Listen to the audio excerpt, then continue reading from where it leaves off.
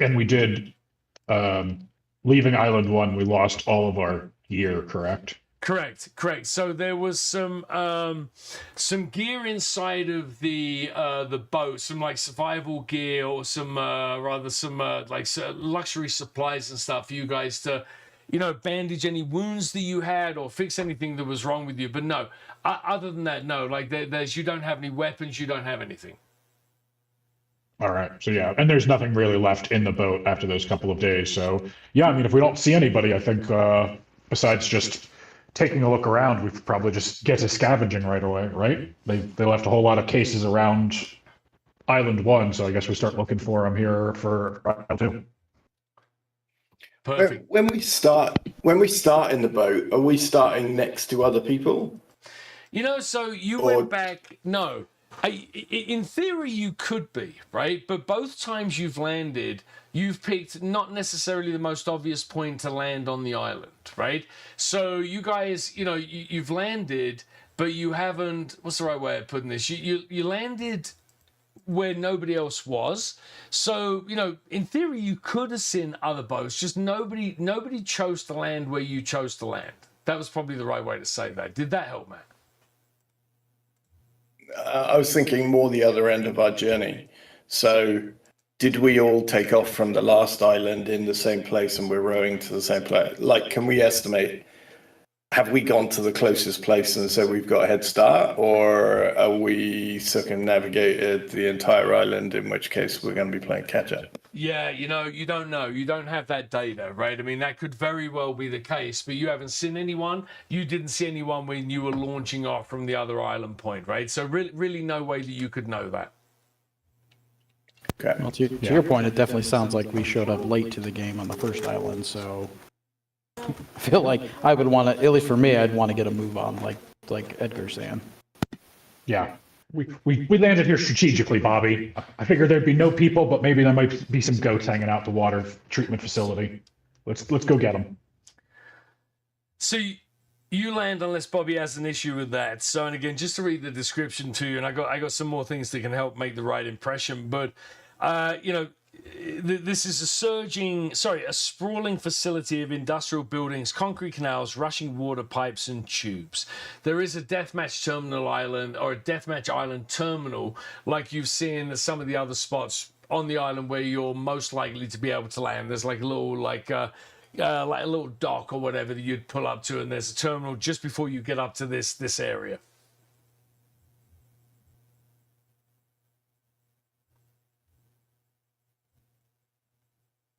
What do you do?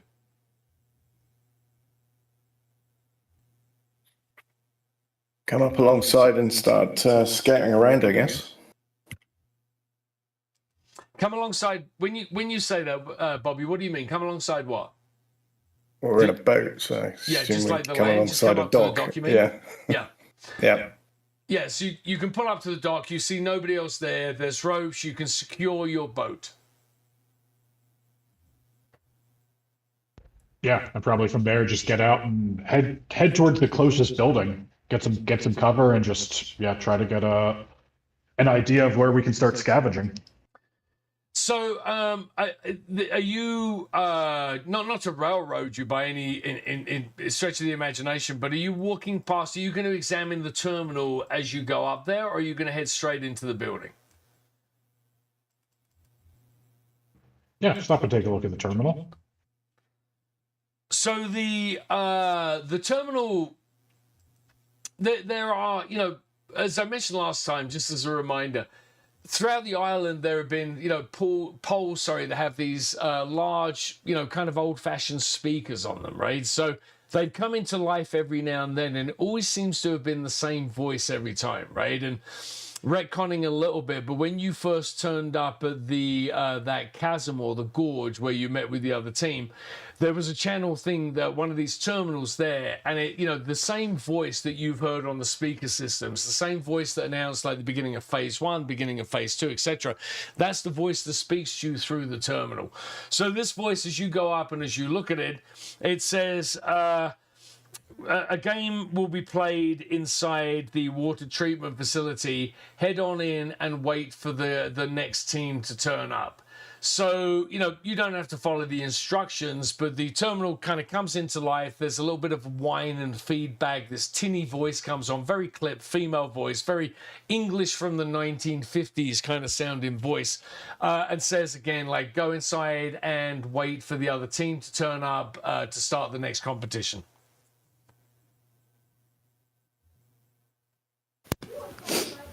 I feel like most everything's been pretty reactive whenever we come to the kiosks, so I'm half tempted to believe that we're here sooner than anybody else, rather than it's just a generic thing popping up. So I would argue that we should hurry up and scout a couple buildings first, and then go inside so we can get an edge.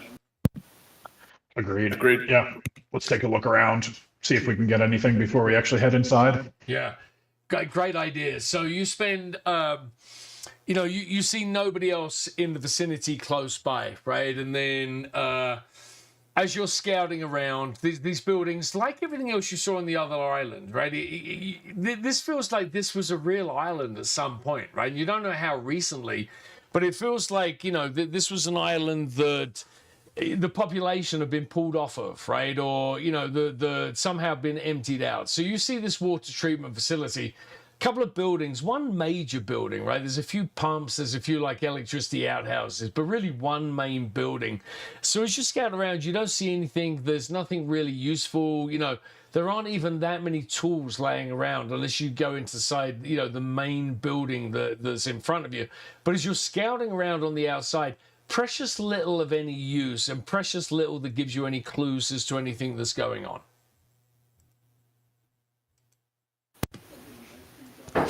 Well, I guess depending on how long we spent looking. It's really up to the group. Do we take our chance in here, or do we just move on and not even give it a second thought? I mean, when we did the bridge crossing thing, there was at least a prize. So if there's nothing to scavenge here, the only way to get anything out of this is probably to actually play the game. Yeah, so let's go in early and see if we can see anything to get another. Yeah, so let's go in early. Yeah, maybe that's advantage. Yeah, God knows if we just move on to the next area, this might just be an entire island with buildings full of games that we eventually have to play to move on to the next phase. I would want to get a little bit of high ground first and look around and see if there's anybody in the vicinity would show up and like next 5, 10, 15 minutes would show up and like in case we get locked in. Yeah, because I would hate to get into this and then all of a sudden we're stuck here until someone shows up. But then again, that could be our ticket later if that's the case. One of us could go in instead of all of us, I guess. Yeah, that would probably go in instead of all of us, I guess. Yeah, that would probably go in instead of so all of us. yeah, that would go in instead of you start to see you start to hear some noise, right? And if you're looking in Roll20 at the map, like you start to see some people like heading towards you, right? And it's a group of 4 people. There's only 3 of you, but kind of like with you guys, they all have the same outfits on, right? So that suggests same outfit, same color. So that would suggest to you that this is an original team, just like you guys are an original team, right? Most of the people that you've seen, they've all had like variations on the different uniforms that you've got on. But again, these 3 people that are coming towards you, and by the way, there's you can see them moving down towards you. Everyone's in brightly coloured outfits, but they're gonna when they get to where you are, the building where there's the competition inside, they'll approach from the other side. They're not going to come around to your exit unless they choose to, right? They'll probably, logically speaking, they will come in another entrance to the same building you're at. That makes sense? Another entrance to the same building you're at. That makes sense? So we do see a team approaching. Okay. I would want to try to call out to them. I would and get their attention. Try to call out to them. So you can absolutely do that, right? There's, the main building that you see, it's a couple of stories, right? So there's one of those rusted old iron ladders that's on the side of the building. So one of you could easily, all of you could scamper to the top of the building, and you'd be able to shout at the other team before they approach, right? And assuming that their side mirrors your side, you would arguably be able to contact contact them, or you'd be reaching out to them even before they got to their terminal. Does that make sense? They got to their terminal. Yeah. Does that make sense? Yeah, I would definitely try to get their attention, and yeah, I would definitely try to just three of them you said. Correct. Yeah, I would definitely try to just three of them. I would be shouting and ask if they found anything good yet. John, sorry, I think there's ask four if of they them. found I don't anything think good. sorry, it's four of them that are coming your way, not three of them. So, Either way. yeah. So you're you know, either way. correct me if I'm wrong, but in my imagination, Candace is on the top of the building, kind of like waving his arms backwards and forwards, trying to get their attention as they get close. Is that right? Yeah. So the goal that I have in mind is one, see if they've found anything. The goal that I have in mind, and two, I guess since we have found nothing and just got here, if they have stuff, the initial idea when we first showed up was, oh, let's try and find some stuff to see if we can get an edge on them. Now it's like, oh shit, we haven't found anything. Let's see if they have stuff and see if we can make an argument for them to make this quote a fair fight. Make an argument for them to make this quote a fair fight. Yeah. So make an argument for them to make this quote a fair fight. So walk me through what you say to them. So there's the four of them that are pulling up, right? For the sake of argument, it's 2 men and 2 women, right? So as they're kind of coming closer, walk me through, like they see you waving at them, they start waving back. They're a little bit trepidatious, but they're still moving towards the facility. So they get within earshot. What do you say to them? So they get within earshot. What do you say to them? Hey, where you coming from? Did you find something? What do you say to them? Hey, where you coming from? Did you One find of them something? steps forward. It's a guy. He steps forward and he points over his shoulder, and he's kind of like directionally. He's kind of pointing. Oh, sorry, I'm clicking on the wrong thing. Directionally, he's kind of pointing up. Directionally, he's kind of pointing up this way. So he says that they landed maybe an hour ago, or pulled up to the shore about an hour ago. They've been walking south. They didn't see anything, but they've been like this was the first building. They've been following the coastline, and they've come down here and they saw these buildings and they started approaching them. So they let you know where they've come from and where they've landed. What other questions do you have for them? Oh, before I go further, did any of us go inside and discover what was inside? Or did any of us go inside and discover what was inside? Or did any of us? Or was it None of you inaccessible? said that, and you went from scouting the area to you seeing the people and you hopping up on the building. So none of you have done that unless you want to retcon to me how you did. None of you have done that unless you want to retcon to me how you did. We talked about splitting the group. Bobby would be happy going inside. Talked about splitting the group, having a look around as well. Going inside. He'd also record a talking head of. He'd also where he would say, "Candace, always with the talking, blah blah blah. Candace, always with the talking, blah blah blah. Candace, always with the talking, blah blah blah." So, Edgar, where are you? So, Edgar, where are you? I will stay outside. I'm not going to climb up with Candace, but I'll try to stay in a position where I can kind of, if there's like windows to see in the building, I'll try to like, if there's like, be the intermediary. I'll try to keep an eye on both of my teammates, make sure nobody's getting in trouble. I'll try to keep an eye on both of my teammates, make sure nobody's getting in trouble. I don't say a typical industrial building, right? But there's no real way for you. There's no windows or anything, right? This just kind of feels like some kind of industrial plant where daylight probably just filled with mechanical equipment and so on inside. So there really is nothing on the outside that would allow you. You'd have to go in through the doors that marked on one side where Bobby's heading in. There's nothing really else to glean from the outside. I 100% trust Bobby to survive in this situation, so I'll stay outside and watch Candace survive. To survive in this situation, so I'll stay outside and watch Bobby, Candace inside, there's the roar of water, the smell of chlorine. You see a network of low ceiling pipes and tunnels on the floor that you're on. There's large echoes as you're moving around. There are these, mint green tiles all over the place from like algae and shit on the water, and it's pretty slippery, right? So you see metal pipes and taps and handrails everywhere. There's rippling light reflecting off the water on the ground, right? And it's all from overhead lights. So it's kind of like dark and dank and shitty and kind of scary in there and pretty industrial. In terms of what it looks like, before I get to what's inside, what do you have any questions about what it looks like or the impressions it makes on you? Do you have any questions about what it looks like or the impressions it makes on you? No, it'd be somewhat foreign to my hilly background, but somewhat foreign. Yeah, I just keep on edging in until I can find something that I can shout out. Just keep on edging in until I can find something that I can shout out. Just keep on edging in until you know, you can't see it all, but there's a big, you know, you can't see it all, excuse me, but there's a big, as you start to walk in, there's a big central room, right? And, you know, in this large room, which has a bunch of equipment in it, and again, this kind of like all of this shittiness inside of it, you see another of these challenge terminals, right? So it looks like the area that you've come in kind of feels like a goal area, right? It's almost been painted a different color, and as you look around, again, there's a bunch of equipment and stuff in front of you, but you can see on the other end of the building, it looks like another area has been painted the same way that yours has, right? So it's like a little stripe of maybe green where you are,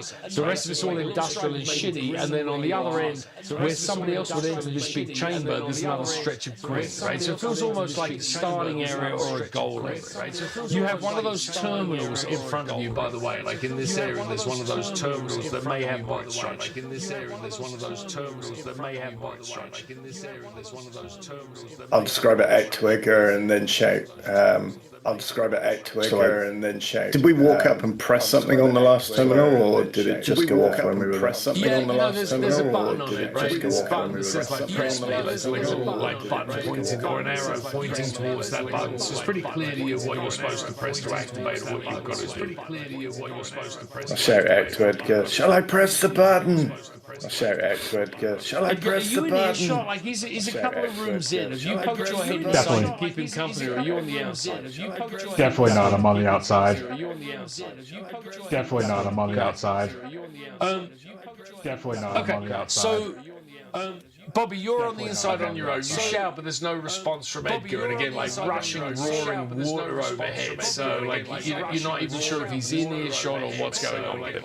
You're not even sure if he's in earshot or what's going on. I'm pretty sure this would be a power. I'm pretty sure this would be narrator goes over the top of it. Bobby looks at the button, can't decide to press it, and scratches his beard, and then hell with it, says Bobby, and pushes it, and then hell with it, says Bobby, and pushes it, and then hell with it.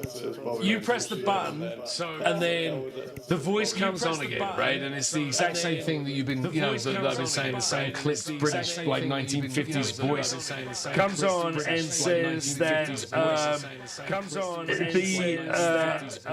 both ends of this area are goal zones. In the middle of the area around the machinery is a single green rubber ball that you will have to find. Whoever seizes the ball and gets it to the opposing goal 3 times wins. You have to have an opposing team present in order to be able to play. So again, Bobby, to summarize all of that, you've gone from this green goal area, or you press the button rather on the terminal, it says, say, somewhere in the middle of the room is one of these green rubber ball. You've got to get that, and you've got to beat the other team to get it to the other side 3 times. So, and by the way, this room is like, I mean, this is going to be brutal, right? If you're playing a game of, you know, rugby or American football or something like that, you know, there's slippery tiles everywhere, there's brutal metal bars, you could easily, you know, it looks like you'd be able to slip and fall over and hurt yourself pretty nicely. In order to be able to get from one side to the other, there are, you know, different areas where it's even waterlogged, right? So you might have to swim through some areas, like, it just looks pretty brutal, right? And so it doesn't look like a lot of fun, right? By the way, Candice, you're on top of the building. Let's switch to you for a second. Candice, what is it that you're talking to these players? Because Bobby's found all this stuff at this point. What are you doing to these players? Because Bobby's found. Yeah, no, I'm just trying to start a dialogue with them. Just pop in and say, hey, there's another there's another supply game in here. There's another supply game in here. You guys loaded with anything? You wanna put a bet on this? You guys loaded with anything? So you wanna put a bet on this? Nothing, right? They kind of look at each other. The person that's been communicating with you. And by the way, while someone's shouting up to you, Candice, like another member of the group has walked forward and activated their terminals, right? So they're kind of, you know, you're on top of a building shouting down to them, so you can hear, but you have to kind of like, you can't hear everything they're saying below unless they're calling up directly to you. So if your question is, do they have anything? No, they landed on the coast, they followed the coastline, they've made their way here, they got nothing to barter or bargain with, and the competition said the same thing to to them where they said to you, inside is a competition and some supplies. The winner is the one that will get a hold of them. So they're kind of looking up at you, and like the person that's been like shouting backwards and forwards starts to indicate with their hand like, I'm going inside. What are you guys up to? Like the person that's been like shouting backwards and forwards. All right, we'll see you in there, and then I'll climb down to Edgar. What are you guys up to? Like the person that's been like shouting backwards and forwards. You get any All phone right, numbers? we'll see you in there, and then I'll climb down. Yeah, 4 of them against our 3, and I don't like those odds. They didn't look like they were packing anything, so I get the feeling this is going to be a weighted game against us. They didn't look I hope it's Mario Kart. I'd kill at Mario Kart. Well, I mean, if it was Mario Kart, I wouldn't care. I mean, I'll do that all day long. But I hope it's Mario Kart. I have yet to see an N64, so I get the feeling we tell them we're going in there, and then we book it since we scoured this place already. I have yet to see an N64, so I get the feeling we tell them we're going in there, and then we book it since we scoured this place already.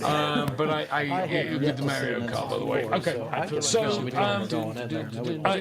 Edgar, Candace, are you heading in to meet up with Bobby? Bobby, what are you doing while you're in there? Yep. Go unite the crew again. Can I get a head start on finding the ball? Not touch it, Unite but the at least crew know again. what we're expecting, so I can explain to the others. Can I get a head start on finding the ball? Have a head start, but at least know what we're expecting, so I can explain to the others. If Edgar's positive that he wants to go do this, I have no choice. I'm just going to follow Edgar. I'm not going to say anything about it, though. If Edgar's positive that he wants to go do this, I have no choice. I'm just going to follow Edgar. I'm not going to say anything about it, though. All right, so you guys are inside. Edgar, you're sorry, Bobby. You said you're looking for the ball, correct? You guys are inside. Yeah. Edgar, so you find it, right? The ball is there. Now, you know, I sometimes think you're from. I said in one of the other sessions, it feels sometimes like Bobby's from Appalachia, and then other times he's from Afghanistan, right? So I'm not exactly sure what your comprehension skills are like.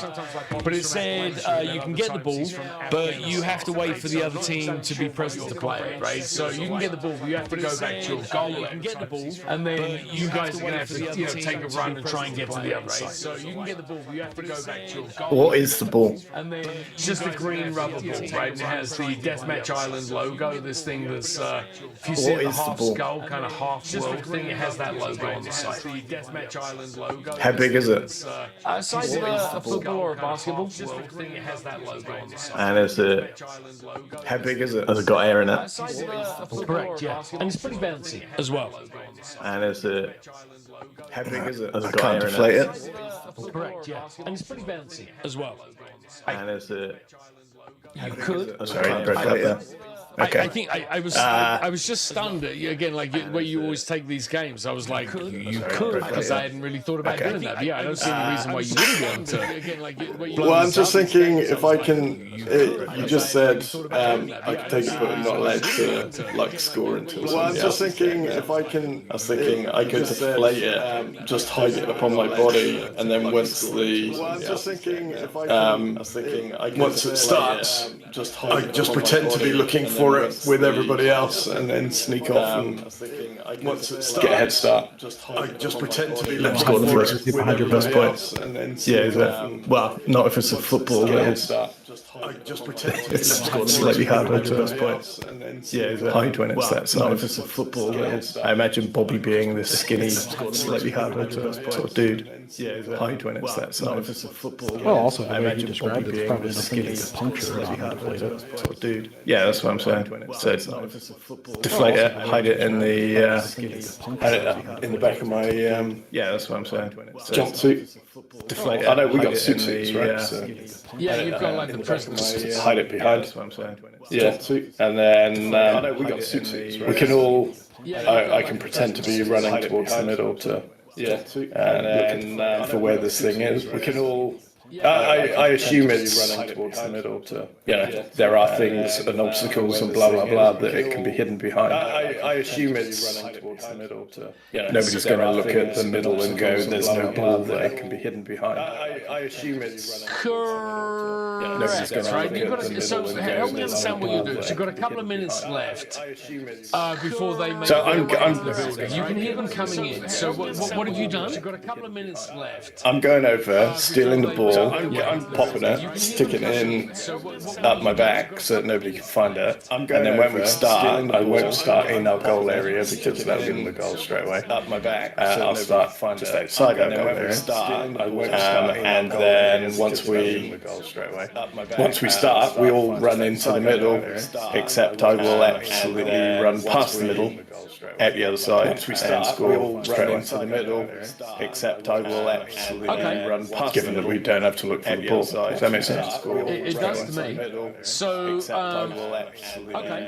given that we don't have I'm to going look to do for a the little bit more ball. Does that make retconning sense? just because how this is playing. So, as Tim or Edgar had the best success during the deathmatch, in theory he was leading this challenge, but I don't know if you guys really care about that or not, right? Because again, like it's just like his game mechanic. It feels like Bobby is actually leading this task. That work? You guys really care about that or not? Yeah. Right? Because again, like it's just like his game mechanic. It feels like Bobby is actually leading this. So that work? So the leader of the and again going through the steps properly to make sure we do it correctly this time. So the leader of the competitors decides on the approach and the goal. So the approach is how you're tackling this, and it may determine your capability use. The goal is assumed, like whatever your goal is, to beat the team and get all the rewards, right? So walk me through. I mean, your approach feels like there's a bit of subterfuge going on, and you know, even though they're expecting to look for the ball, and by the way, as you're making your way back to your area, they're running around like, you know, the new competitors are looking for the ball. So your approach is to deflate it and try and get it across without them realizing because you're hitting it on your body. Is that fair? To deflate it and try and get it across without them realizing because you're hitting it on your body. Is that fair? To deflate it and try and get it across without them realizing. Hey Matt, did I miss anything there? Is that fair? Sorry, I was on mute. Yeah, I would hide it on myself, and I won't tell. Sorry, I was on mute. I won't tell Candice and Edgar. Yeah, I would hide it on myself, and I won't tell. So that they're genuinely looking for the ball, and we're all panicking trying to find the ball. All right, beautiful. So let's set the scene correctly. So the other team has come in, some kind of like, you know, they press the button on their explanation sheet. You know, once they've read on their terminal what to do, and you're all in the loop. The speakers come in, and again, a little bit of feedback before anyone starts speaking, and the woman comes on and says, "Welcome to the hydro plant. The ball is in the center. The goal is to get it to the opposing team's goal 3 times. Whoever wins survives to move to the next contest." So with that said, you know, Bobby, you haven't told Candice and Edgar what's going on. So Edgar, Candice, you are in, you know, I'm guessing Bobby's back in the goal area. You're in this hydro plant. The other team, all 4 of them are scuttling around all the central equipment looking for this ball. What are you doing? The other team. Well, in fairness, I'd be in the centre shouting to them to help find the ball quickly, right? Yeah. Well, Yeah, I mean, that's the point of the game. Yeah, I'd shouting scramble in there and start looking around too. Now, is this a goal like, are we talking like a regular soccer goal, or is it like some sort of like hole that the ball falls into and disappears? Now, is this a goal like, it's like a painted area, right? So it's like you're on like a 10-foot green strip on either side of the room. So as long as you can get it, it's like almost like American football, a touchdown, right? If you can get the ball over into their area, but there's no goal inside of their area, you've got to get it into. It's just into their area. Because I'm going to look at, because you met up with us first, or you stood distant from us, Bobby, when we showed. Because I'm going to look at. I'd be in the middle, frantically looking. Because you met up with us first, or you stood distant from us, Bobby. And the aim is when you get into the middle. I'd be in the middle, I'll say, you keep looking here. I don't know where it is. I can't find it. I'm going to try looking over there, and then start moving. You keep looking here. I don't. Because I'm looking at Bobby or Edgar and wondering if there's more than one ball. Because if there's not, like, because I'm thinking back to like an air hockey. Because I'm looking at Bobby. If the ball doesn't disappear, what's to say we don't just stand in the goal and just play catch 3 times? Because I'm looking at Bobby. If the ball doesn't disappear, what's to say we don't just Yeah. stand in the goal? I was thinking I might just not tell anybody, walk through the goal, and then when it goes off, I'll go, what the hell was that? Yeah, look around. I was thinking I might just not tell anybody, walk through and then wander back into the middle and go, I don't know what's going on, and then wander back over to the goal and see if we can get away with it again. So for the sake of argument and not metagaming, I guess I'll just go running in a direction. I'm probably going to be not metagaming. I'm probably going to act like a parent a little bit here and just try to follow one of the other team members, or one of the other team's members, and trying to like try to look past them at the same time as like try to follow the areas of the teams, just expecting their kids to like for things, and try to double over what they're looking at the same time as trying to stay on top of what they're doing. Okay. Maybe a little defense there. Try to double over what they're looking All at. right, beautiful. So let me roll.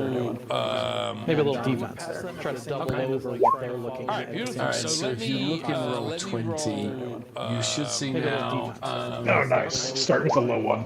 Good. All right, so if you look in roll 20. Oh, lovely. Yeah, so that Nice. Start with a low work out one. nicely. So, all right, so you got a 7 there, right? So, again, Bobby is actually the leader of this. Let me go back to this. So now we have the target number, which is 7. So competitors are announced. This is what I keep forgetting from the role-playing perspective. So each player declares whether or not you're competing or supporting. So are you all taking part in this? Is somebody standing by the sidelines and acting like a coach? Walk me through like your participation in the challenge, all of you. Yeah, I think everyone's participating here, yeah. Yeah, I don't think there's really any room to support in this one. All right, beautiful. So I want you all to announce your competitor. And again, this goes back to, it's just role playing, it's just fluff, but it can be a Chiron at the bottom of the screen. It can be something that flashes up with a picture of you, Candace, and all your kids like smiling with some stats that comes up. It can be a voiceover, it can be like a talking head confessional, whatever you want it to be, but everyone needs to announce your competitor. So Bobby, as you are leading this, how are you announcing yourself? What are we seeing? And Bobby's name will come across the bottom and say competitor number 1. Bobby is looking to cheat in the game, and nobody else knows where the ball is, and competitors look, can he convince everybody it's still in the center as he goes over and scores straight away. Oh, I love it. That's awesome. I feel like that's the host that's giving you a voice over there. So, Candice, let's go to you. What is your, announce yourself. How are you being announced into the competition?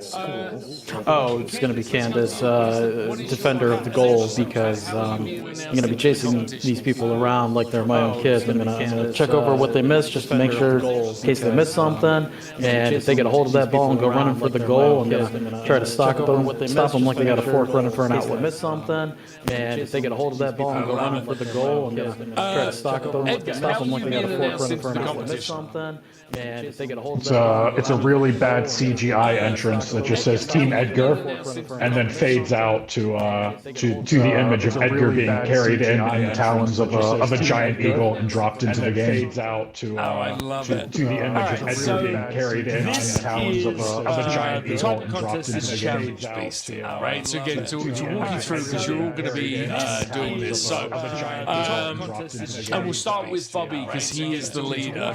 So Bobby, let me pull up your character sheet. What is your occupation, and is it relevant to this? So it's challenge based, and that's actually a D8. So yeah, so you get your D8, you get a D6 for your name, and then you get. I'm sorry, let me start that again. Goat farmer is the first one, the occupation. I think that's absolutely relevant because you're used to, chasing up rocky mountainsides and trying to get a goat, doing treacherous situations. So I would absolutely say that for you, your occupation die is relevant.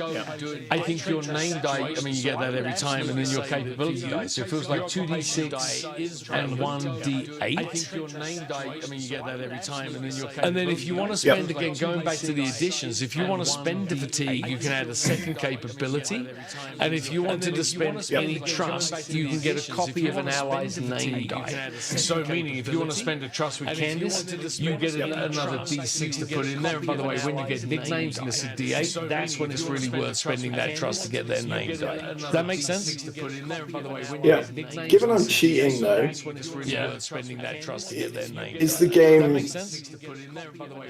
game expecting everybody to be competing and then it'll is the game like that's why we're rolling against the 7? At the moment I'm just and then it'll cheating. But Cats in the bag. yeah, it's either works. This either works or it doesn't, sort of thing. You know what I mean? Yeah, it's either works. I'm not competing to get or it doesn't, sort of thing. You know what I mean? I guess my question is: do we get away with this one, and then we all? Is this a one-off roll for the entire game, or is it one for each of the? Is this a one-off roll for the entire game? I don't know that doing this 3 times is going to be a lot of fun. So I think we're going to do a roll for like both sides are going to roll, but it's going to be for the entire game. You guys okay with that? So I think we're going to do a roll. Yeah, that seems better. Yeah. Okay. You know, I go back to when we were doing Blade Ball, and Matt, this was in your sabbatical, but we were playing. Yeah, that seems better. You remember I was developing like a rollerball game, right? So we played a test session of that, and it was just kind of monotonous, right? It was like, you know, like doing one roll for the whole game, like for this contest, we sped the whole thing up, rather than like, okay, it's half one, and you get 4 plays in each half describing it. Just there was a lot of work, right? So I think one play for all of this does feel a lot more logical. So, all right, Bobby, let's have you go. So again, occupation die, name die, capability die. You can spend fatigue if you want. You can spend the trust. I think I'm going to give you, and again, I might be breaking the rules by doing this. I'm going to give you a 1d4, an addition dice for the cheating that you're doing. I'm going to give you a 1d4. Okay, so I'm not going to add another capability. Other dice.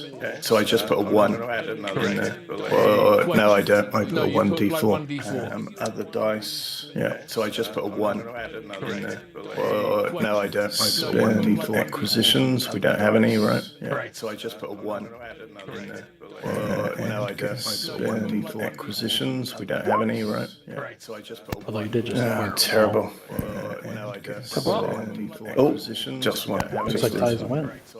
So we'll come back to this in a second, but you're gonna, you know, you've just earned a nickname for yourself. So should we all start thinking what that is? We'll come back to this. All right, so that's number 1. You know, you've just earned a nickname for yourself. So should we all start thinking what that is? Let's go with you. All right, so that's number 1. You know, you've just earned a nickname for yourself. All right. Let's go with you. All right, so that's number 1. And so this is Challenge Beast is the base for it. All right. Let's go with you. Correct. Yeah. And so this is Challenge Beast is the base for Tony, it. does the production role exhausting mean anything? Yeah. Looks like that. So this Yeah, I is was wondering about Challenge that. Beast That's is the base for Tony, it. does the production role exhausting mean anything? Because in the chat when you roll the target. Yeah, no, I see. That's nice. He posted something in the Discord about his production sheet that has a bunch of different he posted adjectives in it: dangerous, exhausting, restricted, risky. So it has something to do with what he had checked. Correct. He posted adjectives, and I have no idea what that means. But yeah, restricted, risky. So it has something to do with what he had checked. And we could, you know, it's, And I have no so idea what by that default, means, I think but I yeah. posted in chat is for this right now. By default, it says exhausting, right? So the exhausting was the D8. If I had chosen dangerous, that would have been, I think, a D10. If I'd have chosen something else, it would have been, you know, does that kind of make sense? So it really alters the play of the situation. Did that kind of make sense? Difficult to modify. Yeah. Really does, by the way. Thank you very much. Yeah. So Edgar's is as much as he's looking for the ball, he is going to try and use his experience being an office assistant to get some reads on the other team. Right? There's 4 people. There's bound to be some strong people, some weak people who will take secondary roles. So Edgar is kind of like trying to figure out who on their team to follow around as he's looking for the ball. And he's looking for these, you know, just happy little circumstances to start leveling the playing field, and by just like taking out people from the other team. There's no real rules here that I can't just, bash somebody with a wrench when the wrestling team isn't around them. So Edgar's like trying to figure out who to start with and gonna try to. So Edgar's like he'll play this one a little bit dirty and just hope that Bobby and Candace are spending more time finding the ball while he's just trying to fuck up the other team. Play this one a little bit dirty and just hope that Bobby and Candace are spending more time finding the ball while he's just trying to fuck up the other team. Play this one a little bit dirty and just hope that Bobby and Candace are spending more time finding the ball while he's just trying to fuck up the other team. I'm trying to think what would actually work for you as we look at this. So again, you'll take your, I don't know the opposite is really going to help. So you take your name die, work for you as we look at this. And then you would take challenge beast. I don't know the opposite is really going to help. So you take your, you don't really have a lot else to bring to this. And then you would take the, I mean, I guess I could spend a fatigue. I don't know if this is really against the rules for redacted. I'm still kind of confused on what redacted gets used. I mean, I guess I could spend a fatigue, but I guess maybe snake mode, trying to be sneaky. I'm kind of confused on what redacted gets used. Redacted is when you're, but I guess maybe snake when mode. there's certain areas on the map that are redacted, and then there's certain contests, and then if you choose later on in the game, if you choose to try and work against the production and like blow the lid off whatever's happening on this island or this series of islands, that's when redacted comes into it. It's for like hidden stuff more. I didn't explain that very well, but it's not relevant for that. Redacted comes into it. It's for like hidden stuff more. I didn't explain that very well, but there's a 10, so that's a success. All right, beautiful. Fantastic. So we'll come back to the narration of all of this in a second, or what's going on here, and then. Fantastic. So Candace, last but most definitely not least, what's going on? Take a look at yours. What are you doing here? Walk me through or narrate to me what you're trying to do here. Most definitely not least, what's going on? Take a look at yours. What are you doing here? Walk me through or narrate to me. Well, I'm going to be chasing somebody like I mentioned, so that's definitely a good stay-at-home parent thing. Well, I'm going to be chasing somebody like I mentioned, so that's definitely a good I think I could be talked into that. Like if you're shepherding this or trying to do something there in that way, like with your skills of like watching people and like hanging back and then taking them out of the knees when they're running. I could be convinced that would work. Watching people and like hanging back and then taking. I missed that very last thing. I was just saying, like we could be convinced that you'd be able to use those skills in order to be able to do this, right? That you'd be able to leverage your spotting kids getting into trouble before they know they're doing it themselves. I could totally make a case for that. Yep, okay, I'm good with that. All right, so again, your name, so D6, your occupation, I would allow that one for this. Challenge beast is just D6. You have nothing else to this unless you're gonna leverage trust with somebody. Just D6. No, I've got nothing really. Okay. All right, beautiful. You're gonna leverage trust with somebody. Just D6. No, I've got nothing really. Okay, look at that, all three of you succeed. That's wonderful. So, No, I've got nothing really. in terms of, that's wonderful. So you guys have won this challenge, right? And we'll have you do some confessionals and talking heads in a second in terms of how this wins. But you guys, through a mixture of Bobby's cheating and Candace's sneakiness and Edgar's just brutality, and again, you'll tell us in a second how this works. You've won this competition, right? So the third time the husk of this bull gets across the finish line onto the other one's side, this speaker comes up again and says. The winning team should exit through those doors. Prizes will be waiting for them. The losing team should remain in place. So, you guys, in terms of how this works, Edgar wins and Edgar gets 10 to mark. In terms of 7. The target was 7. So Edgar, you get to mark 7 more follower boxes. And then you other two get to add another 4 follower boxes each. And then you other two get around another 4 follower boxes each. Let's start with Candace. Again, confessional flashback, you narrating a scene from the TV show or an action scene. Tell us what you did and how you contributed to this team win. Narrating a scene from the TV show or an action scene. Tell us what you did and how you contributed to this team win. Narrating a scene from the TV show. That was 2, Candace. Tell us what you did. I am so sorry. Somebody was asking me a question. Hey, no problem at all. So I was saying, hey, so we're going to start with the successes and then go to the best score.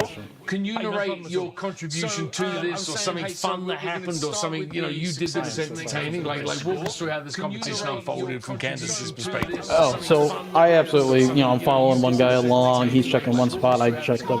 He goes into a locker. He opens it so quickly. I'm not even sure he checks. I open it again. Oh yeah. He can start to see that I'm starting to follow him, and he runs over. He spots a ball, and he thinks he's sneaky and tries to shove him to scope, but I just tackle him right out. And he starts to try and avoid my grasp. I reach up and he thinks he's sneaky, lunge and trip him again. The ball goes rolling. I don't even care which direction it goes. There's a shout right there. As I'm sitting here wrapping around his ankles, rolling, trying to like the dog that got a hold of some meat it's not supposed to have. Trying to find out. As I'm sitting here wrapping again his ankles, you may have missed it. Like the dog that got a Bobby hold of actually some punctured the ball, so the ball has been like in his back pocket. He ran it across the line. So what skittered loose was not a ball, but it was like one of those, airless husks when you let a basketball or a soccer ball deflate. It's just this hard, rubber plastic shell that's now being thrown around to people. Other than that, I love that. So, decoy. Say that again. Plastic shell that's now being thrown. I said, decoy. Yeah, I love that. Bobby, over to you. What did you? What was your from the minute this started? How did you contribute to the 3 winning goals? Bobby, over to you. What did you? I think it all cut to slow-mo replays of him popping the ball and then sneaking it over the line, and he'll do big raised eyebrows, Magnum style, when the klaxon goes off, the first goal scored. And then after that, and the ball goes back in the centre each time one of the other team find it. And then after that, while they're scrapping, they'll just throw the ball to me. And Bobby, short-footed, go-headed Bobby will just skate quickly over and score the next goal. Short-footed. So we've accounted for 2 of the 3 wins. Edgar, with your highest score there, why don't you walk us through what your violent contribution to all of this was? Yeah, there's a cutscene where Edgar's just talking to one of the women on the other team about how he used to be a lifeguard before he trips her and takes her into one of the pools of water and is just drowning her. And then you hear Edgar yell, cuts back to him in real life, and he just holds up his arm and goes, she fucking bit me. Drowning her. Some people have no chill. Cuts back to him in real life, and he just holds up his arm and goes, she fucking bit me. Some people have no chill. Cuts back to him in real life, and he just holds up his arm. Oh, you asked for it. Okay. Edgar? Yeah. Some people have no chill. 30K. Yeah, so wait, it's like 300. 300, yeah. So 30 bucks. 30K. It comes up with a picture of you, and then it's like that type that unfolds, like almost like military type, right? And it comes up and says your name Edgar, and then it says office manager. Then it says number of kills, which I think is like 72 at this point, right? And then it says underneath suggestions being taken for player's nickname .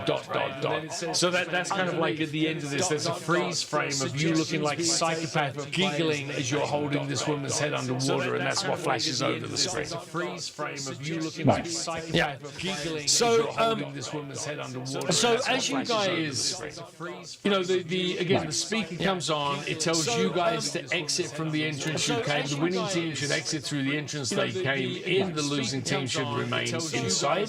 So as you head outside, by the terminal that you saw that explained the contest, or the terminal was on the outside, there's now a crate, right? And the crate contains one piece of survival gear for all of you, and then there's one Remington M870 shotgun and 2 M67 fragmentation hand grenades. So everyone gets one of the survival gear. What's happening? And by the way, the leader for the challenge, which was Bobby in this case, they get to decide what's happening with all of this equipment. So Bobby, what are you doing with the shotgun and the 2 hand grenades that you picked up? They get to decide what's happening with all of this equipment. So Bobby, shotgun goes to Edgar. And shotgun goes to Edgar. If Edgar explains how a hand grenade works, Bobby might have one of those and suggest Candace has one. Explains how a hand grenade works. That's easy enough to explain. Bobby might have one of those. It's like an by the way, I've topped 400. Easy enough to explain. It's like an By the way, I've topped 400. That was so after Edgar's cutscene, then as you guys are exiting, as you come outside into the daylight again, the screen freezes.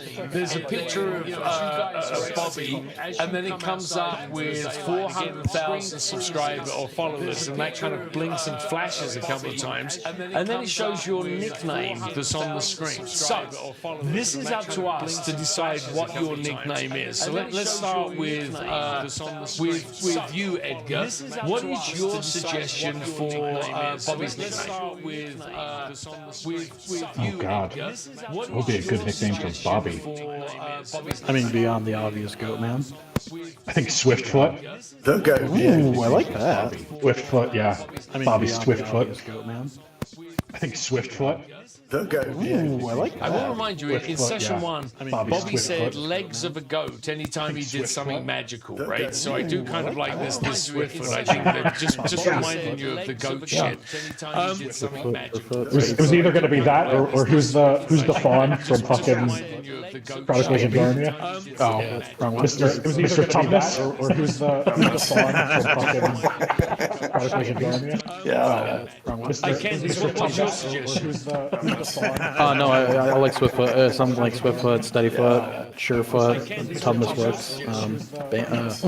No, I like Swiftfoot. Trying to think of any goat names. I can't think of any Surefoot, Babe, Tumnus works. So I'm going to suggest the goat's goat. The greatest of all time being the second goat in that expression. So it's like, a goat's greatest of all time. That would be my suggestion, but I'd go with Swiftfoot as well. If that's the group consensus. Bobby, maybe you make the choice. That would be my suggestion, but I'd go with Swiftfoot as well. I don't want to make a choice. Swift hoof. Maybe you make the choice. That would be my suggestion. No, somebody. Go with Swiftfoot. Swift hoof. Perfect. I like Tumnus. No, somebody. Go with Swiftfoot. Swift hoof. Isn't it Tumnus? I like Tumnus. I think it's Tumnus. I believe it's Tumnus. Hey, the fawn from Chronicle. Tumnus? Tumnus? It's I like Tumnus, yep. Tumnus. I have no idea what you're talking about. What Hey, phone is this the from? fawn from Chronicle. Fawn Tumnus. from It's Chronicles the of fawn. Narnia. The Lion, the Witch, and the Wardrobe. When they go into Narnia and they meet the first fawn. The Lion, Mr. Tumnus. When they go Yeah, into why Narnia didn't and I they meet remember the that from first when I was fawn? 9 years old? You're absolutely right. So, hey, entirely up to you, Bobby. Mark on your character sheet, whatever, there you go, he's already got it, Tumnus. And then change your name to a D8. So your name dice, because you've got a nickname of 400,000 subscribers, your name is now a D8 and not a D6. Do you see that? Because you've got a nickname of 400,000 subscribers, your name is now a D8. Excuse me, Tim, so you have 300, or Edgar, you have 300,000 to get. Candace, how many more followers do you need to get a boost up? Excuse me, Tim, so you have 300, or Edgar, you have 300,000 to get. I am at Do you need to get 5, 10, 15, 20, 25, 30. I'm at 100. I am at, so I need like 5, 10, 15, 20, 25, 30. All right, I'm at beautiful. All right, so I am you at, exit, so I need like 5, and from inside you hear like a bunch of screams, right? So you don't hear any gunfire or anything that. No way, James McAvoy. I had no idea. So you don't. You hear screams and stuff coming from inside. You don't hear any gunfire or anything, so you're not entirely sure what just happened. But there's it's obvious that the team that's inside is no longer here, or no longer in the land of the living, I should say. It's obvious that the team that's inside is no longer here, or no longer in the land of the living. This is a win or. I will just all of a sudden stand up and say, I was afraid of this. This is why I wanted to run. I will just all of a sudden You stand can up and say, expand I was on that. afraid Is anyone of going this. to challenge This you on is that? why I What do you wanted mean to by run. that? Well, I had told Edgar that we were outnumbered 4-3. So it's amazing that we won. I don't know I have no idea what Bobby did, but he's mad right now.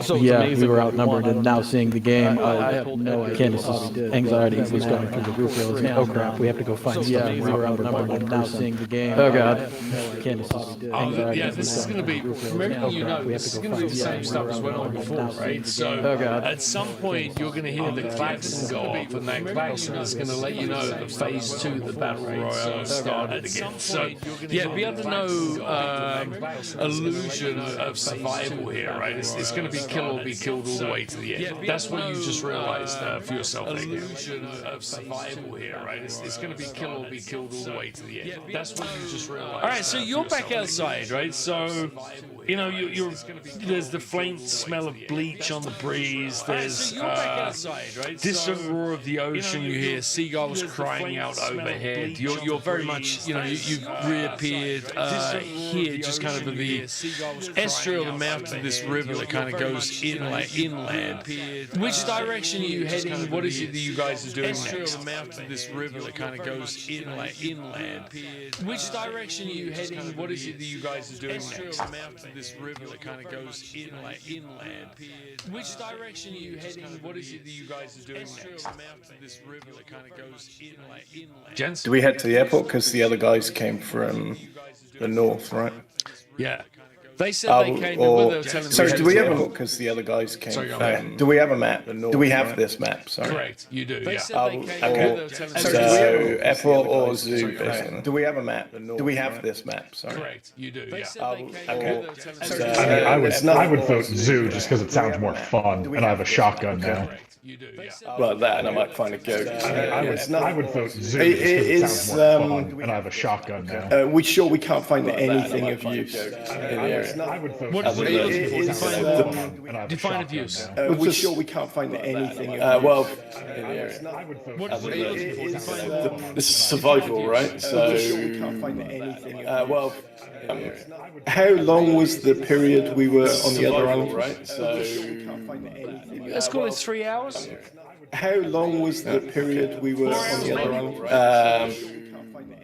Let's call it 3 hours. And did we eat between coming here and the other island? You were on the boat for 2 days, right? And the boat had an outboard mode, right? You weren't rowing, and there were all supplies, and there were medicines and so on. You didn't go to sleep because it was for a couple of days. So you're as well rested as anyone could expect to be in a situation like this. Because it was for a couple of days. So you're as rested as anyone could expect to be in a situation like this. Because it was for a couple of days. So you're as all right, so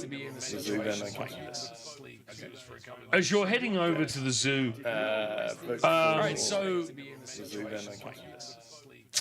you hear off in the distance, but you struggle to figure out which direction this was coming from. It's kind of carried on the wind. You hear bursts of distant sounds, right? There's some gunfire. You think you hear some explosions maybe, right? And there's vehicle noises. So, if you had to guess, you'd say it was coming from kind of south of you rather than maybe north or east of you. But that could also be a trick of the wind, right? And so you don't see anybody, right? And but I'm assuming that you're taking a considered approach here, right? You're not just running up to it, but you're taking a bit of a stealthy approach. Is that fair? A considered approach here, right? You're not just running up to it, but you're taking a I don't think there's any reason to be reckless here. So I think we want to get there quick, but I don't think there's any reason to be reckless here. So. Slow down. I think we want to get there quick. Have a look over the place. I don't think there's any reason get close. So as you get closer, you see it's a large compound. It consists of dozens of buildings, empty cages, and derelict enclosures. So pretty much what you would expect from a zoo. You don't see or hear any noise as you're approaching it, right? It's kind of like off in the distance. Now, again, kind of going back to the other place, this just could be a matter of timing, right? And there could be somebody waiting for you inside, but as you're watching it, you don't see or hear any matter of timing, right? And there could be somebody waiting for you inside, but as you're watching it, you don't. And no sign of terminals as we're approaching, unlike the last place. This just looks like buildings. Yeah. And no sign of Can't see any terminals boxes as or we're anything. approaching. I was going to say, yeah, saw on the just other looks island. like buildings. Spread out a little bit and just take a look around. I mean, we don't want to spread out too much, but just take a quick sweep of the area, see what we see. A little bit and just take a look around. I mean, we don't want to spread out too much, but just take a quick sweep of the area, see what we see. A little bit and just take a look around. An operate digital chamber with lever connected to a food dispenser, an old power generator, moose albino rabbits running around, crumbling administrative buildings, and you see a monkey that's running backwards and forwards. Rabbits running around, crumbling administrative buildings. And this is all from a bit of distance, right? Like this is, you're still not up close unless you tell me otherwise. If there's a generator, I'd suggest if we can find put a pin in that, and if we find some containers, if there's some fuel left, there's a generator, I'd suggest cocktails anyone. Put a pin in that, and if we find some containers, Hey, that's as good a idea as I have. I was thinking we'd go trap that monkey and eat it. I was also wondering how hungry we all are. Good a idea as I have. I think we ate in the boat and we were only in the other island for a few hours. I was also so wondering how hungry we all are. I don't think we need to worry about We just that. played- Otherwise, we we'd just have played been an filled island up with and we were water, only in the right? other island for a few hours. I was also so wondering how hungry we all are. I don't think we need to worry about We just that. played- Otherwise, we we'd just have played- been I feel like Edgar is walking violent. I was also wondering how hungry we all are. We just played that whole game. I mean, did you see me drown that woman? It works up an act though. Edgar is walking Wait, you drowned a woman? Yeah, she bit me. Do you want to see? Game. I mean, did you see me drown that woman? I It mean, works up an act though. so this claim it for self-defense? Yeah, let's see. Yeah, she bit me. Do you want to see? Game. I mean, did you see me drown that woman? Ugh, no wonder you drowned her. Yeah, she broke the skin. Yeah, let's I mean, to be fair, she bit me after I started. That might explain why that game went a little Yeah, she easier broke than the I was skin. expecting. I mean, to be fair, she bit me after I started.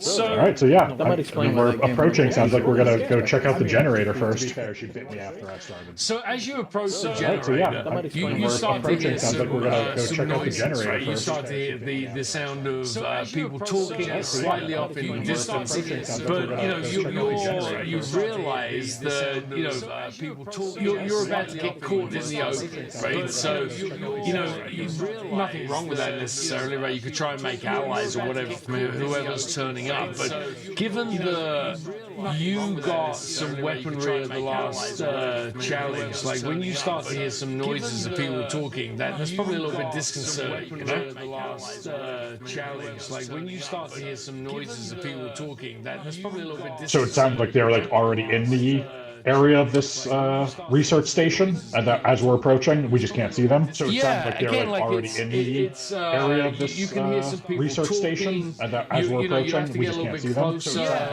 or like follow the sound of the noise. So I'm just letting you know, as you start to like explore this area, you start to hear some sound of voices talking somewhere else, like, and you're not quite sure where it is, but you can start to hear that. This area, you start to hear some sound of voices talking somewhere Candace, you do love talking to people. You want to try and make some more friends, or should we just fuck off to a different location? I mean, it can't fail 3 times in a row, right? Exactly. Should we just fuck off to a different location? So I will nervously look around corners trying to find people to see how many there were before I open my big mouth. I will you nervously can't look see, around but corners trying as to you find listen, people you to see can how many hear there it, were right? And before I it's open like my big it mouth. doesn't sound like it sounds like it's a few voices, a few distinct voices, right? But it doesn't sound like it's a large group, right? So it doesn't sound like it's a crowd, shall we say? Right? But it doesn't sound like it's a large. Okay, I'd feel more comfortable, maybe not shouting my existence, but being like, okay, I'd feel more comfortable. Hey, is anybody there? Around the corner? Nearby? Looking for friends? So, Hey, is anybody where there? are you? Like the describe corner? the scene when you're Nearby? doing this. Like which Looking for building area friends? are you at? Like you by the cages? Like you Hey, is anybody looking there? at monkey? Like give me a little bit of color and context to where you are. Looking for friends? Ooh, monkey's in the cage. The monkey's wandering around, buddy. The monkey's not in the cage. The monkey's just like Oh, he's not in the cage. Place to place. Keeps looking at you guys. Monkey's as in the well, cage. by the way. Hey, is anybody over there looking for dinner? Because we found a monkey if you're interested. Place to place. Keeps looking at you guys. Is that what you're shouting out. Hey, is anybody over there? Anybody want some live meat? If we found a monkey, if you want to help catch it. Hey, is anybody over there? Anybody want some live meat? If we found a monkey, if you want to help catch it. All right, so where Bobby and Edgar, where are you while Candace is reaching out? What are you guys up to? So where Bobby and Edgar, where are you while Candace is reaching out? I circle to the other side of the group. If we estimate where the group are. I circle to the other side. You can see them, right? They haven't seen you, but like given your goat-herders like stealth abilities or your swift foot, oh no, Mr. Thomas, given your abilities there, you're able to get around them, and you see that they're all trying to figure out how to open one of these cages, right? And inside the cages are some familiar of those looking boxes, right? So the ones you've seen before. So it looks like there's supplies inside of the inside of the boxes, right? So the ones you've seen before. So it looks like there's supplies inside of the inside of the boxes, right? So the ones you've seen before. So it looks like there's supplies inside of the inside of the boxes, right? Here, monkey. Monkey. Key? Who's he got? Key with him? Here, monkey. Can we have a look at the monkey? Who's he got? Yeah. Key with him? With the monkeys. Monkey. So there's a bunch of these cages as you can we kind of have a like look get at the monkey? closer to these people, right? So the monkey's obviously not with these people, but it seems to be running backwards and forwards on the roof of the cages, making a lot of like, you know, like noises as this group's trying to open the cage. On the roof of the cages, making a lot. Are they looking at a lock or is it just bars? Yeah, no, they're like as you examine or as you watch them Are they looking at closer. a lock There's, or are they? by the way, or is it just there's 5 of bars? these people in total, right? So a couple of them are standing around looking. I'm presuming you're hidden through some bushes or an enclosure. There's 2 of these 5 people that are like you know looking at a padlock that's on the cage, right? And you see one of them like shaking it and pulling it, and the other one like seems frustrated with them. And again, the other 3 are kind of looking around behind. One of them like shaking it or looking around. The other one like seems frustrated with them. And again, the other 3 are kind of looking around. Well, I guess the monkey's still in the cage then. Yeah, monkey's on the cage, is not in the cage. The monkey's running in like on the tops of the cages, Well, I making guess the noises. monkey's still in the not cage in then. Yeah. It's the people, they're the monkey. The monkey's running like on the tops of the cages, Well, I making guess the noises. monkey's still in the cage then. It's the people, they're the monkey. The monkey's running like on the tops of I guess unless Bobby does something, I'll be. What you got there, fellas? I guess unless Bobby does something, I'll be. They look up What you got there, and fellas? they're shocked and surprised to see you there, right? So they kind of look at each other. You don't see any evident or apparent weapons, right? So, you know, it doesn't feel to you like you know, that they've got the drop on you in that way, Candace. One of the people, a woman who's examining the padlock, stands up and looks at you and says, "Hey, I know you, don't I?" And you recognize it as Quinn.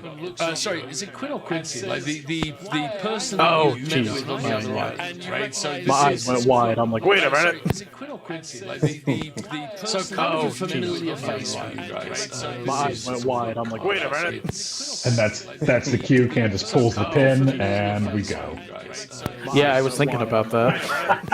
And that's the cue. I was thinking I'd be just on around the corner and I'd thinking be about that. signaling to Edgar, just pull grenades. I was thinking I'd be just on around the corner and I'd be signaling to Edgar, just pull Depending on grenades. how you do in the roll, if you threw that grenade at them, then you know there's a good chance you could throw it on the other, like not necessarily blow the shit over that you're looking to get. By the way, it's still boxes again, right? So maybe it was surviving, but maybe if you threw the grenade right, you would be able to blow the lock off the crate or the cage and get in there. Don't know. Maybe. Oh, so that was my next question. What kind of crate? Are we talking like an enforced wooden one, or is it like up at the radio tower?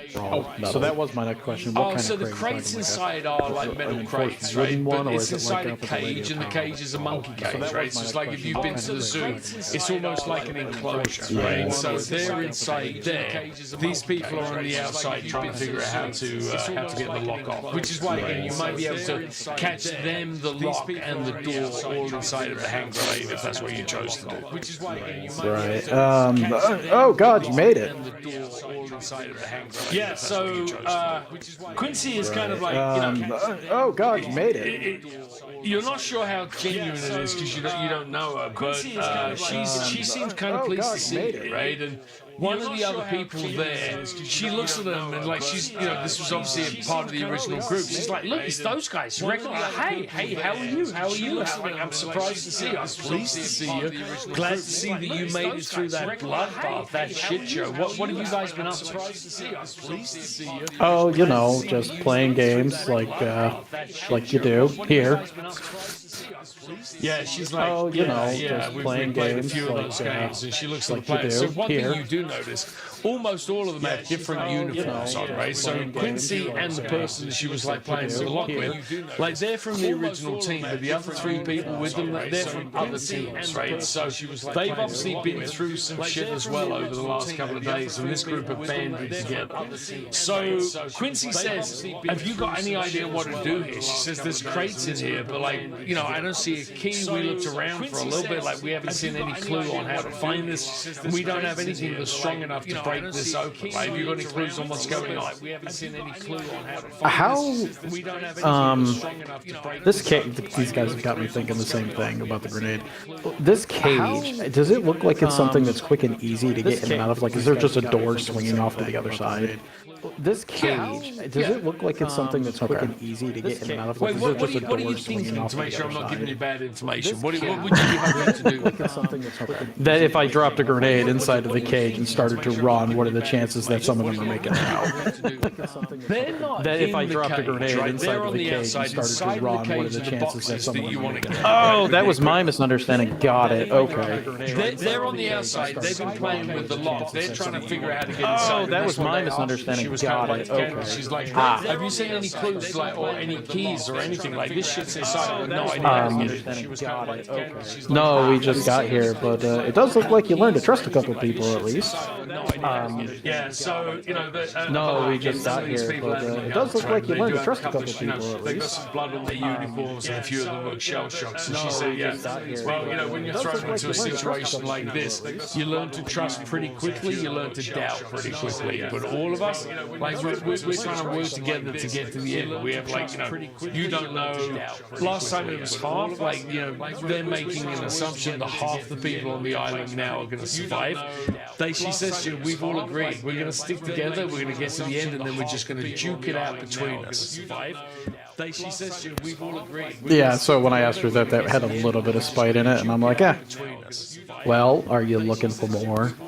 Yeah, so when I asked her that had sounding a little bitter stuff, and I'm like, So well, are she you looking looks for at, more? By the way, Bobby and Edgar, are you doing what are you doing while all this going on? Are you doing anything while Candace is doing this, or are you just letting this unfold? Bobby and Edgar, are you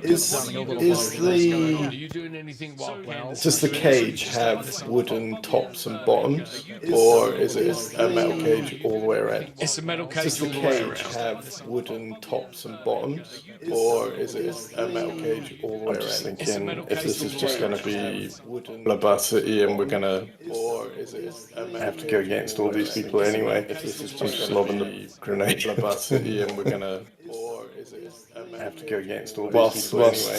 Candace is talking as always. Just get to the meat and potatoes of it. Well, I am getting more bitter as I have this conversation about friends and keeping together. Get to the meat and potatoes of it. Yeah, I think as he sends his bitter line of get to the meat and potatoes of it. You finally managed to trust someone, which was clearly aimed at her not trusting us the last time. I think really managed to trust someone, which was clearly aimed at her not trusting us the last time. I think I love it. So what you're saying is, even though Candace is trying to win her over or gain some trust, she seems to be open to the idea of working with you guys. Bobby, a grenade is about to come flying in and land in her lap. Is that accurate? Open to the idea of working with you guys. Bobby, a grenade is about to come flying in and land in her lap. Is that accurate? Well, she's just said that they're gonna team together until the end when they're all gonna. I know, that's the thing that's anyway. got me. So well, she's just said I think at that point, team together bets were off anyway. Yeah, that's what definitely ramped up the bitterness that I was having. Oh, we're just going to play into their game rather than just work together and go find another group. I mean, cool.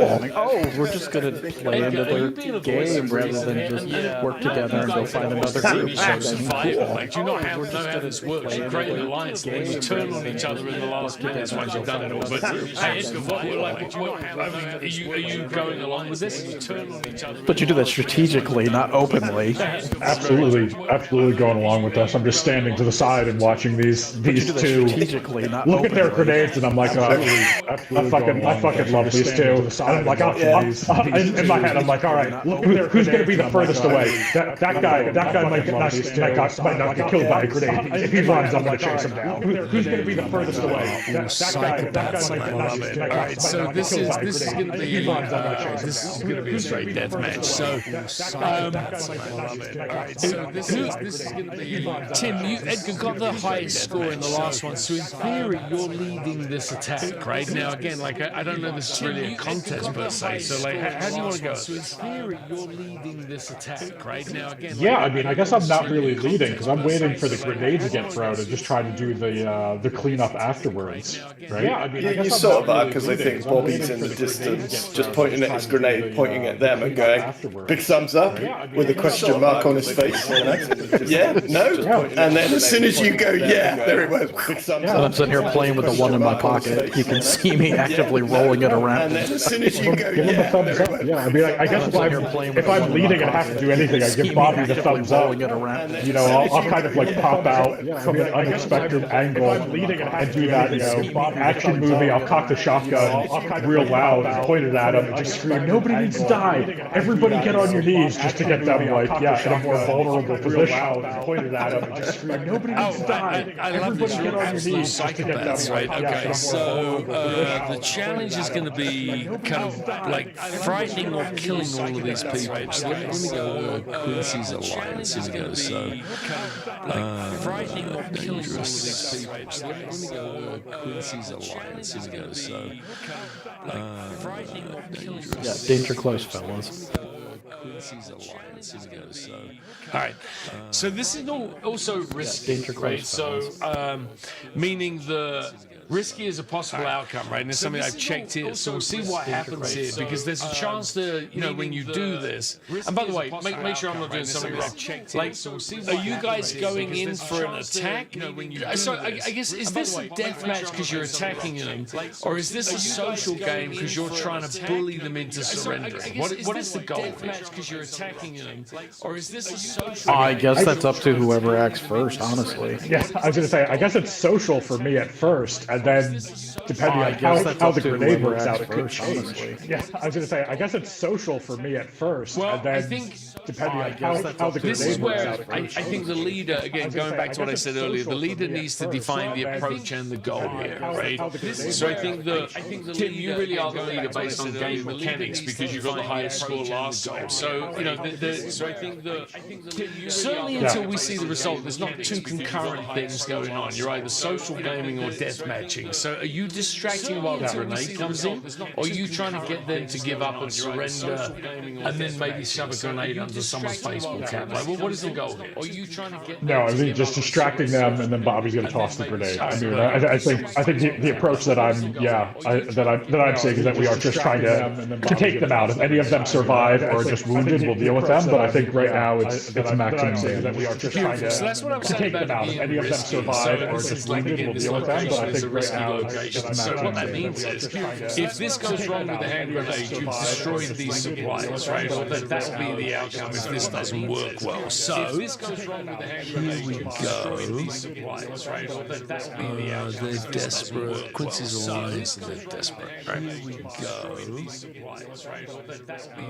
They're desperate. Quincy's alone, so they're desperate. Right? Here we go. They're desperate. Quincy's alone, so they're desperate. Right? Here we go. Oh, hold on 1 second. Sorry. This would be a death match. Oh, Holy sorry. Wow. Death match. Well, none of us are doing that. How do we get defeated lobbing a grenade? Wow. Wait 1 second. Well, none of us. Are doing wait. that. How do we get defeated? I'm going to Oh, I'm cancel looking at the this. roll. There's multiple roles going on here because I had multiple screens and I didn't realize one was clicking. So let me do this again because I'm not sure that either of those were legit. Going on here because I had multiple screens and I didn't realize one was clicking. So let me do this again. There you go. So it's still That's risky. So what this means, so dangerous and risky, what this means is dangerous means obviously you can get hurt. And risky means that if you guys fail, you lose the supplies, right? So the hand grenade comes toppling in. Quincy sees it lands at her. She has good reactions and she shouts, grenade, and then the thing goes off. So let's have you guys roll against target of 11 and let's see how this unfolds. And then the thing goes off. So did we decide this was a social game to start with? No, this is deathmatch. Like, Straight this deathmatch. is, like, there can only be one roll, and did you we guys decide this are was social rolling game that. I to mean, start this was a grenade coming in, so it is Straight deathmatch. deathmatch. Like, there can only be one roll, and you guys are. So again, all of you are rolling. We start with Tim just because he's the leader, or Edgar, and so Edgar. And by the way, are you all taking part in this, correct? Or Edgar, and so This has got to be another scenario where I don't know if there's much of a choice. Beautiful.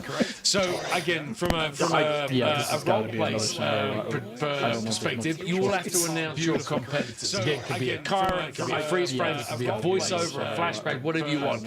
Starting with the leader, Edgar, how are you being announced as a competitor? Whatever you want.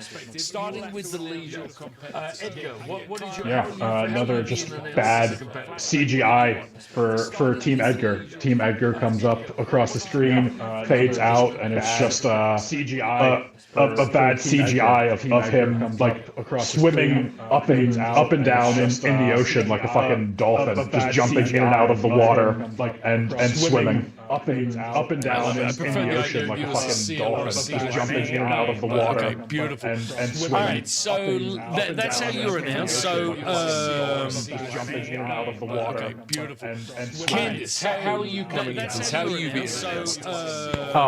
He's walking up strolling, and he's got this, he means business kind of negotiating look on his face. You see the negotiator pop up on the bottom of the Chiron, and then it does one of those swift PowerPoint transitions off to the side. Negotiator changes to turns bait as you watch his expression drop to a little bit of bitterness at talking to Quincy just before the grenade drops at his feet. To a little bit of bitterness at talking to Quincy just before the grenade drops at his feet. Yep. Beautiful. So I'm going to do your talking head for your announcement. It comes up on the screen, picture of you, and again, the writing unfolding underneath it in a military style. It comes up and says, Bobby Calliope, whatever your last name is, and then in quotes, Mr. Thomas, and then it says, has a grenade, does not know how to use it. And then we cut back to the action. So let's have, does not know how to use it. Let's have you go first, Bobby. So this is going to be, again, your occupation die, which is challenge beast. I think that throwing a grenade would absolutely fit there. It's going to be your name die. This time that's a D8. least, I think that sorry, your occupation die, I think the goat herder applies. The D8 because you now have a nickname, and then your capability die, right? And so this one is the death match one for sure. Does that make sense? Your capability die, right? Now you could spend a fatigue, and you could act as second capability die if you wanted to, like challenge beast or something else. Again, you can spend trust to get a copy of the ally's name die. This is more relevant for you two, not Bobby, because you can now spend a trust to get his D8 instead of having the D, or as well as your D6 for name. And then lastly, you could use an acquisition to roll a D4 bonus die. So in this case, as you roll the die, you will absolutely be rolling that because you are going to be using one of your acquisitions, which is the grenade. So Bobby, any questions on what your role looks like? Because you are going to be using one of your acquisitions. So my name will be at D8. Correct. My goat herder gets used. Correct. Another capability I'm not using. My name will be at D8. I guess just to clarify, when you spend trust, because I think the first time we spent trust, maybe I misunderstood, but it sounded like if you spend trust, the other person has to sit out the challenge. But in this scenario, if we spend trust, it's still okay that everybody rolls, right? If you spend trust, the other person has to sit out the challenge. But in this scenario, if we spend trust, it's still okay that everybody rolls. If you do trust, you just get an additional D4, but you sacrifice one of those trusts. If we spend trust, it's still okay. If you do trust, you just get an additional D4, but you. Oh, so if you use trust, you only get a D4. You don't get their name die. Oh, hold on one second. I thought it was their name die, but that's why him going up to a D8. You're absolutely right. Sorry about that, Tim. You're absolutely right. So spend a trust in copy of the ally's name die, right? Not a D4. In this case, it would be the D8 from Mr. Thomas's nickname. Spend a trust in copy of the ally's. I think I'm trusting Edgar here with, because I did the thumbs up for him to tell me whether it's a good thing to do with the grenade. So I'll reduce my Edgar to 1 to tell me whether it's a good thing. And I put a D6. 1d6. I'll reduce my Edgar to 1 to tell me whether. And then plus, do I get anything for the grenade? Yeah, that's the D4. So you get yeah, that's the very last. Do I get anything for the grenade? Don't put the D4 in as an extra die though. The very last prompt is for acquisitions. Just put a 1 in acquisitions because it adds. It will add that and not take it from the 2 dice pool. The very last prompt is for acquisitions. Just put a 1 in acquisitions because it adds. It will add that and not take. Other dice pool, I've got 1d6. And then, that's why my number was. Okay, other dice pool, I've got 1d6. And then 1 in the spend acquisition. Okay, other dice pool, I've got 1. And still fails, there we go. And then 1 in the spend acquisition. Yeah. Well, level's still quite high, right? And still fails. 1d8, 1d4. One extra d6. Yeah. 1d8, 1d4. That sucks. One extra d6. So you will see how the other 2 results unfold because that can still affect this. But you may have just won everything up, including the opponents, right? So let's have Kansas is up next.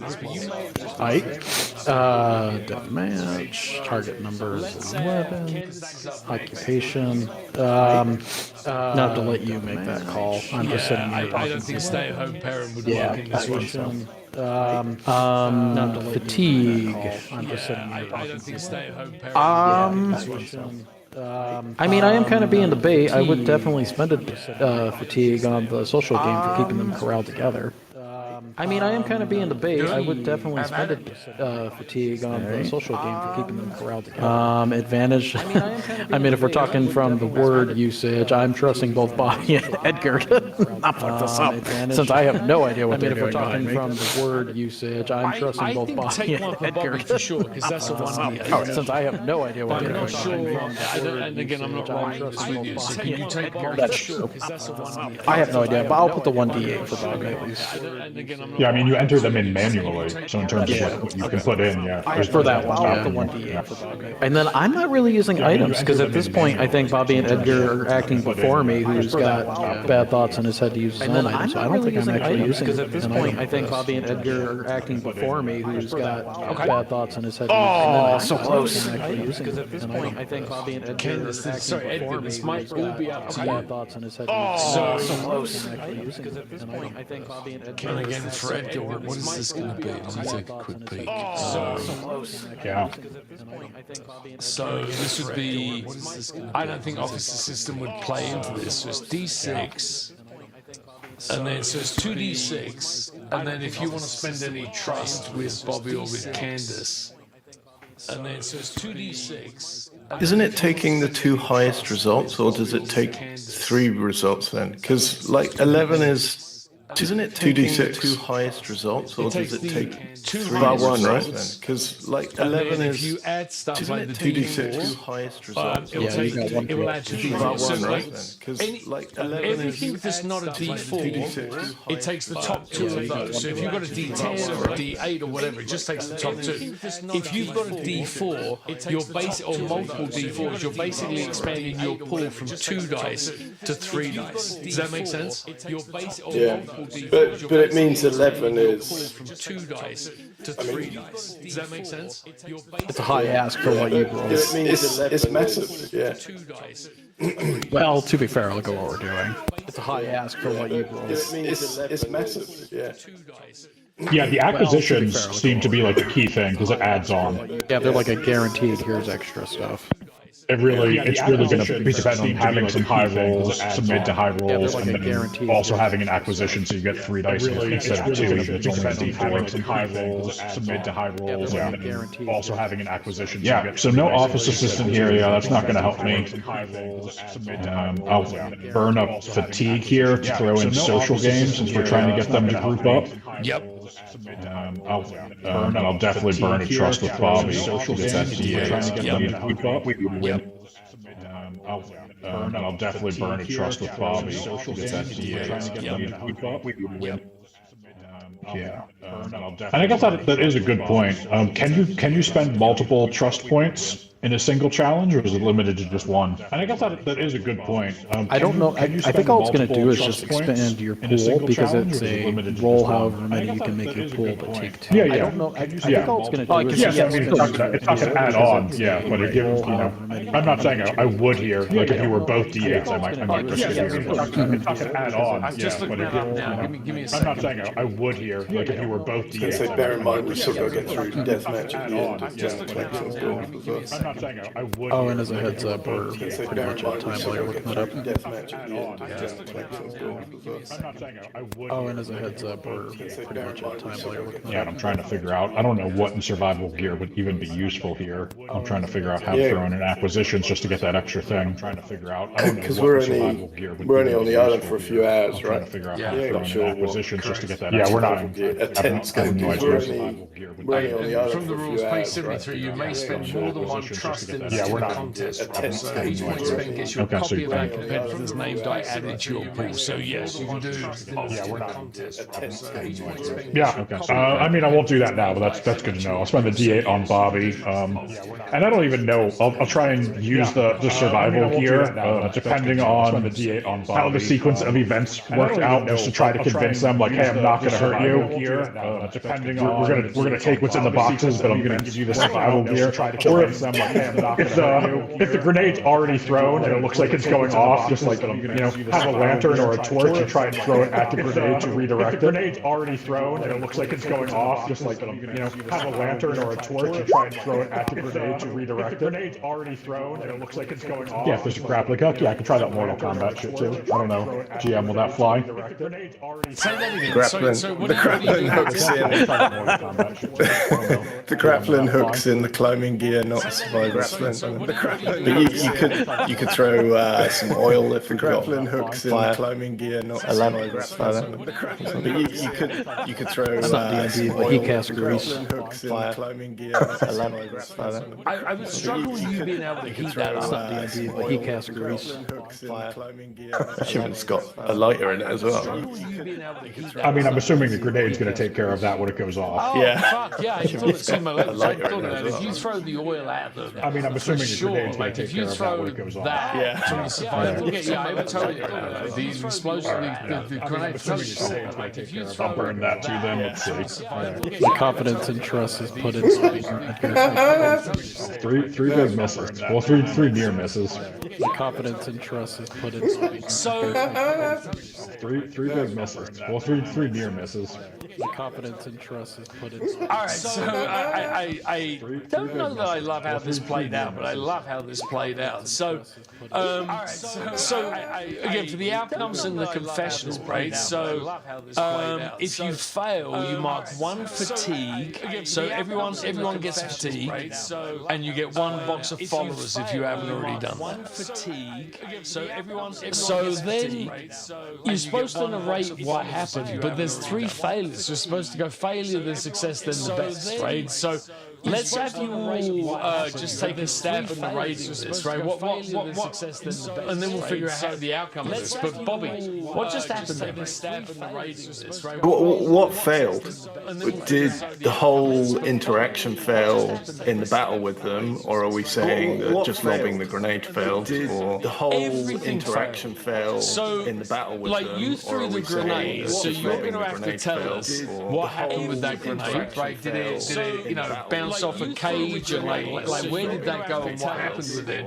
And then we'll have Candace and what's his face, Edgar, tell us what they were doing. But yeah, you're going to tell us what happened with the grenade. We just know it failed, and frankly, it blew up the supplies because it was a risky attempt. And if you fail a risky, that destroys the supplies. So here's what I will say: from my side, the grenade, it feels like you threw the grenade, it bounced off one of the bars, went inside of the cage and blew up the supplies in there. But short of some hearing loss, maybe it didn't actually hurt anybody on the outside, any of you or any of Quincy's group. Does that make sense? That's what I was asking, because before we sort of rolled once for the entire thing. Yeah. Was this to roll for the entire thing, or was it just to roll for the entire thing? Initial grenade roll for the so we were rolling for the entire. Thanks for that clarification. We were rolling for the entirety of the plan, but you were rolling for your individual actions, right? So you were throwing the grenade, and Candace and Edgar were either trying to distract or drive people towards us, whatever they were doing at the last second. And again, that's what we'll hear in their flashback. But again, all three of your actions failed, right? So no one on their side has died, but they now essentially have the upper hand, right? Because, they would get to act next. So again, you threw the grenade, that failed, but the whole of the plan fell apart. It's just three different strands all failed, three different attempts all failed. Did that answer your question? Plan fell apart. It's just three different strands. Yeah, I just don't know whether I'm describing the whole fight, or am I describing how the grenade landed? You're describing. I'll start with the grenade landing, and then know whether I'm describing the whole fight, or am I describing how the grenade landed. So start with cuts to Bobby, and Bobby is doing the thumbs up to it's an action replay. Cuts to Bobby of Bobby doing the thumbs up to Edgar. Edgar goes, yeah.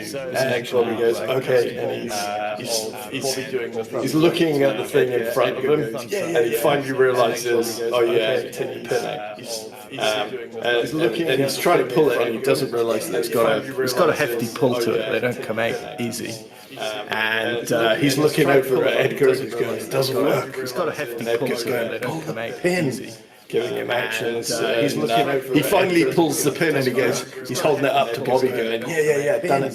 So to Edgar, going, yeah, done it. And Edgar's panicking, going, throw the bloody thing. Bobby goes, so to Edgar, unfortunately. And Edgar's panicking, going, throw the bloody thing. Bounces a couple of times and then goes straight inside the cage instead of at their feet. At which point, Bobby's not ready for the explosion either, as his head is still stuck out in the corner. Watching a big fry-up of everything. His head is still stuck out in the corner. You're a fucking menace to society. Okay. Watching a big Beautiful. fry-up. Thank you for that, Bobby. Over to you, Ken. Like, what walk us through your attempt. Build off what Bobby just told us. How did that affect your attempt, or how did this all play together? So I'm sitting here talking to Quincy, and I'm getting more and more frustrated. I mean, we tried to team up. She keeps talking about, we're gonna try to make it to the end, and then we're just gonna, deal with one another. And so it's just getting more frustrating. And I'm spinning the grenade around in my pocket, having thoughts. There's a, retroactively thinking about it. I hear the ticking sound. I'm not sure. I'm too annoyed with her. I can't be bothered. And in this entire time, in the talking head, like Candace is shouting because he's got hearing loss now. He's saying blood volume, and he's looking at Quincy and having the conversation back and forth. It's just reminding him of his teenage daughter and the lip she's got on her, and that's all he's thinking about is the lip he's getting from this girl. It's not a girl, it's Quincy, but he's holding back because he knows it's not the lip he's getting, and he's holding back, trying to drag her to her room and go say, you're great, and then all of a sudden everything goes silent and totally full of noise all at the same time. And I, you blink once, and I'm looking at Quincy, and then I open my eyes, and everything is sideways, horizontal, and I'm looking at the group as they're running away from me, and my ears are ringing, and I start looking around, and I'm just completely mystified of what the hell just happened, and my ears are ringing, and I start looking around, and I'm just completely mystified of what the hell just happened. What's your talking head? What just went on from your perspective? Edgar sneaks around into what he thinks is a stealthy position and sees goddamn Edgar sneaks Tumnus into over there struggling with the pin, and he's trying to at first mind pull the pin, pull it harder, and then he starts talking out loud, and he finally screams, and he's trying to Bobby at first pull the fucking pin. These people are gonna kill themselves. And he starts talking out loud, and he finally screams, and he's trying to Bobby in his frustration. He's got out this pipe of oil that he doesn't realize is in like a squeeze bag container, and in his rage he just squeezes the shit out of it, and just camping oil just erupts into his mouth as he's screaming and squirts into his eyes, and he's just on the ground writhing around, just unable to do anything. Into his mouth as he's screaming and squirts into his eyes, and he's just on the ground writhing around, just unable to do anything. The show cuts for a moment to Quincy, right? And by the way, as you called her a girl, Candace, just a reminder, she's like a 47-year-old vet, right? So she starts giving a talking head, just talking about how this game or whatever you guys, this is just absurd, right? Like they made their way to this zoo. She was hoping they might find something. They found this cage, and then out of nowhere, you clowns came in, threw a grenade, and it just blew up inside. So she looks around like her group are completely unhurt, but you've got camping oil in your mouth. Bobby is confused as what's going on. Candace is a little bit concussed by all of this. So the episode, or we're going to fade to black this evening with you three being locked inside a cage by Quincy's group, right? They don't have any guns to kill you, but they found another padlock. So they're like, hey, or they found a rope, and they're just securing the cage, and they're like, we're not able to kill you, and we're not just going to try and choke you out, but we can slow you down and leave you in here. So it's almost like see no evil, hear no evil, do no evil, because you three naughty little monkeys are now trapped inside of this cage. So does one of you want to have like a closing talking head, or does one of you want to make a smart comment from inside of this cage where we'll pick up from next week? Like, how are we closing out this session? Does one of you want to make a smart comment? All I can picture is Candace going, huh? What the hell happened? How are we closing out this session? Are you deaf now? Is that what it is? All I can picture is Candace going, huh?